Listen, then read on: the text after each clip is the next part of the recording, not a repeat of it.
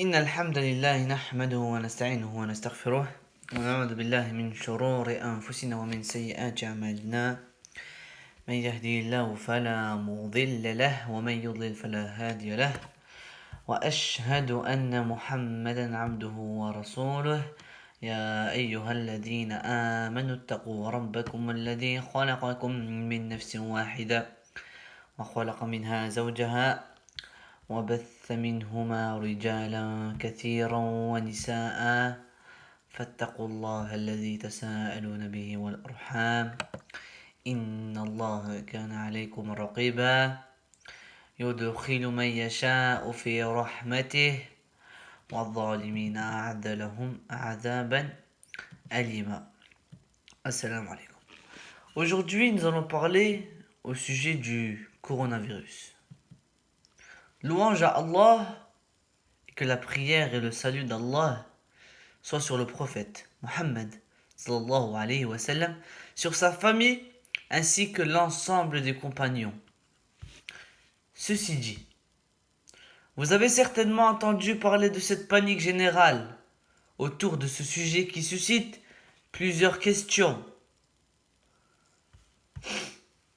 En effet, l'être humain de manière générale redoute ce qu'il ignore. Il a peur de l'inconnu. La haine dans le cœur de certains s'explique d'ailleurs par cette ignorance. L'inquiétude ici est liée au fait que la plupart ne s'informent pas auprès de personnes spécialisées dans le domaine médical et entendent des nouvelles alarmantes prises pour argent comptant qui provoquent la peur, qui colonisent les esprits anxieux. Le virus en question est une infection pulmonaire, qui est une épidémie virale qui peut entraîner la mort en cas de complications. Celui qui fait l'objet de l'épidémie actuelle est une espèce dont les souches sont particulièrement virulentes pour l'humain, qui sévissent actuellement en Chine, et il y en a d'autres pays dans le monde qui sont infectés également. Relativiser, car la grippe est beaucoup plus dangereuse que le coronavirus. Elle, qui est banalisée. Il s'agit de comprendre la véritable ampleur du phénomène et que le phénomène de panique peut être plus dangereux que le virus lui-même. Le coronavirus n'est pas un problème. Il va y en avoir des tas dans les années qui viennent. Allahu alam.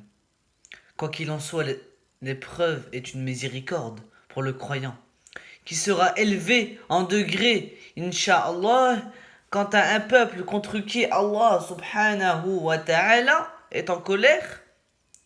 Allah subhanahu wa ta'ala lui envoie un châtiment pour que les gens reviennent à leur Seigneur.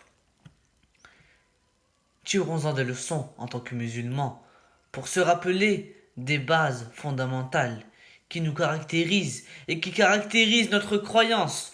Le musulman qui est à la fois en son Seigneur unique a une croyance et un comportement qui fait qu'il ne cède pas à la panique lorsque les gens y cèdent, qui fait qu'il ne se laisse pas influencer par les rumeurs par lesquelles les gens se laissent influencer.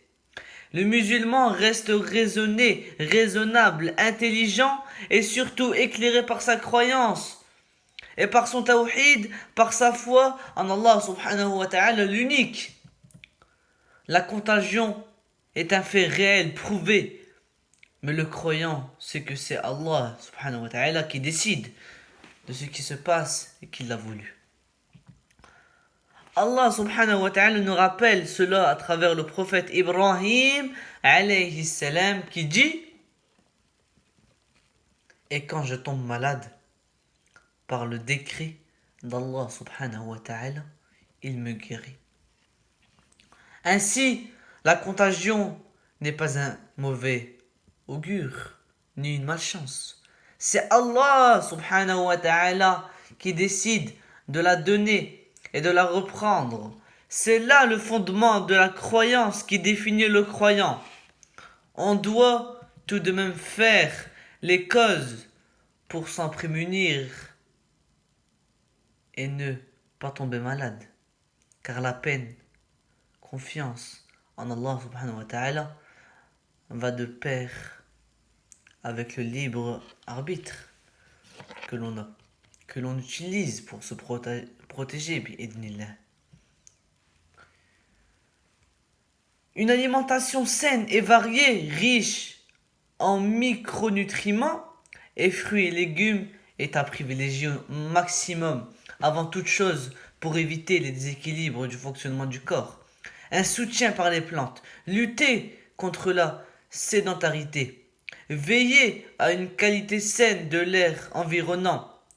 De manière générale, pour tout symptôme, s'en référer à un professionnel de santé plutôt qu'à Internet, aux médias. Car le danger est de calquer tout ce qui est lu ou entendu sur sa situation personnelle. Or, il incombe à tout musulman de ne pas suivre aveuglement les propagations mensongères.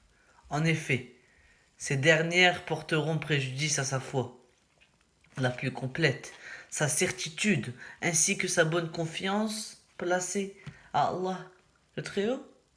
Le masque de protection est apporté par les personnes contaminées et non par celles qui veulent se protéger, bi'idhnillah.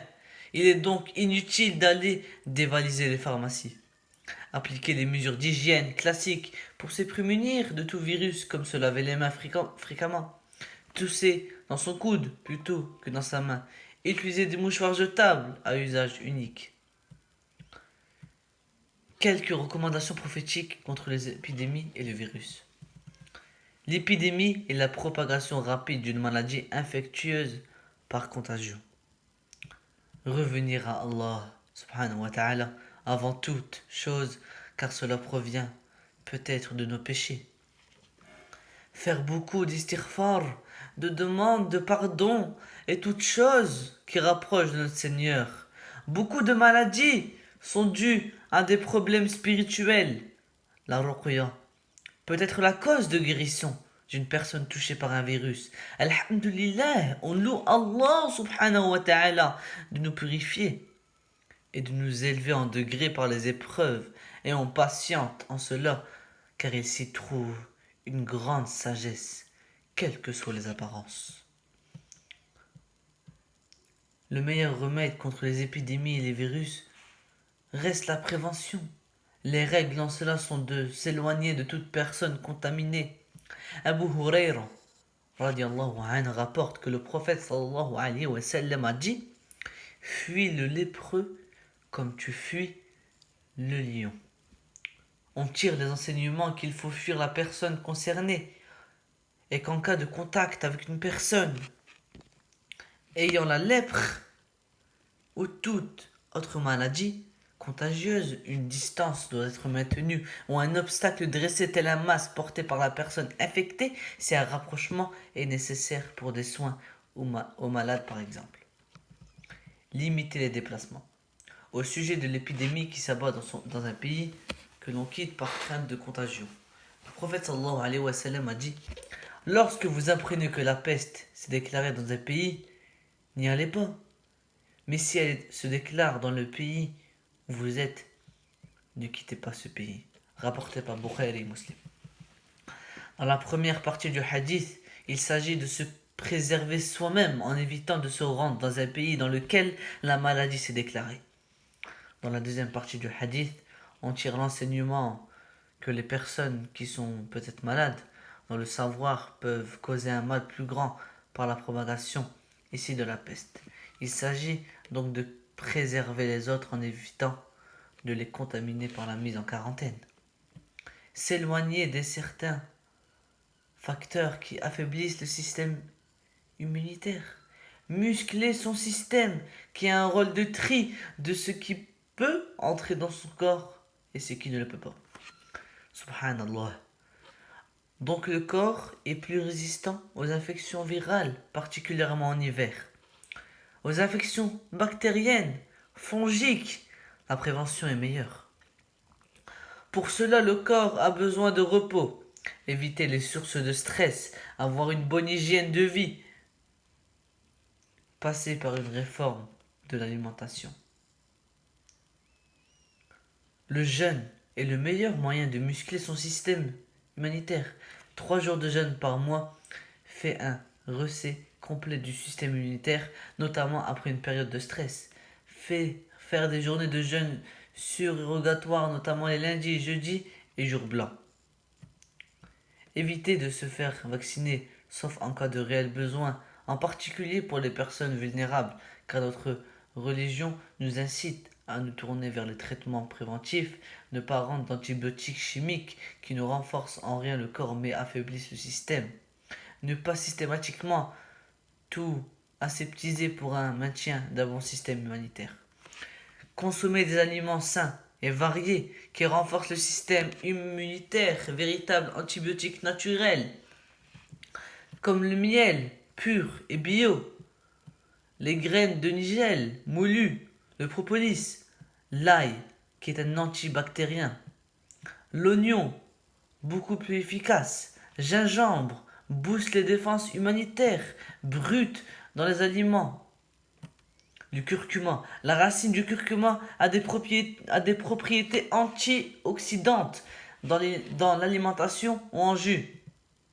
Prendre des plantes adaptogènes, comme le propolis, antibactérien, excellent, traitement des infections respiratoires et de la sphère ORL, sous toutes ses formes. Le nigel, antimicrobien, anti-inflammatoire, antioxydant, s'utilise sous plusieurs formes. Prendre des plantes spécifiques à la maladie, comme antibiotiques naturels, l'eucalyptus, l'origan, le marjolaine. Le résumé à cela se trouve à affronter le destin d'Allah en restant ferme sur ses convictions et concentré sur sa confiance en Allah, tout en faisant les causes pour se protéger de toutes les maladies contagieuses et protéger sa vie. Cultivons notre santé afin d'être bien armés face aux pathologies qui nous entourent. Dans le sens du verset, Allah, le Très-Haut dit, nul malheur n'atteint l'homme que par la permission d'Allah. Et quiconque croit en Allah, Allah guide son cœur, Allah est omniscient. Surat At-Taghabun, verset numéro 11. Toutes les affaires sont donc entre les mains d'Allah subhanahu wa ta'ala. Tout ce qu'Allah veut se réalise et tout ce qu'il ne veut pas ne se réalise pas. Et il n'y a nul protecteur en dehors d'Allah. Le prophète sallallahu alayhi wa sallam nous a enseigné comment réagir en cas d'épidémie et de virus. Et nous avons beaucoup de remèdes naturels et prophétiques, préventifs et curatifs. Alhamdulillah. La législation est venue avec ces deux traitements. Dans le domaine de la médecine préventive, notre prophète sallallahu alayhi wa sallam dit: celui qui déjeune le matin avec cette date, rien ne pourra lui nuire ce jour-là, ni poison et ni sorcellerie.